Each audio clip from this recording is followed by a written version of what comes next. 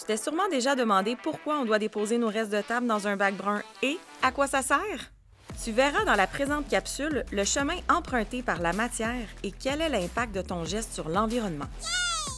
Après avoir ramassé le contenu des bacs bruns, les camions de collecte arrivent au centre de traitement situé à Varennes. Là-bas, on trie, on broie et on nettoie. On transforme tes résidus alimentaires en une sorte de soupe organique bien propre.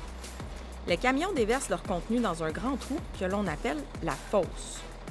Puis, une énorme pince mécanisée, appelée grappin, prend la matière et la dépose dans une première machine qui va la broyer pour réduire la taille des résidus. D'autres équipements vont par la suite séparer les contaminants comme les plastiques, roches, coquilles d'huîtres, etc.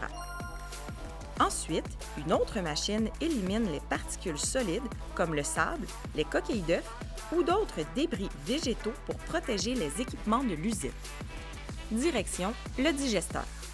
Le digesteur est un grand réservoir fermé sans oxygène qui agit un peu comme ton estomac. C'est là que la matière est mangée et digérée par des bactéries qui produisent du biogaz et du digestat, une matière qui ressemble à de la terre.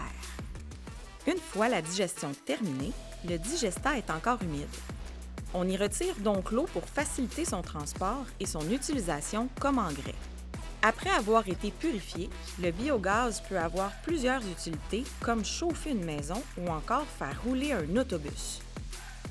L'eau est elle aussi purifiée et peut être réutilisée à l'usine ou encore être rejetée proprement dans le fleuve. Rien ne se perd. Le digestat est distribué à des agriculteurs de la région et il nourrit les sols sous forme d'engrais naturels. Et hop, les cultures repoussent. La boucle est bouclée. La biométhanisation, c'est de la science au service de la planète. Et ça commence à la maison.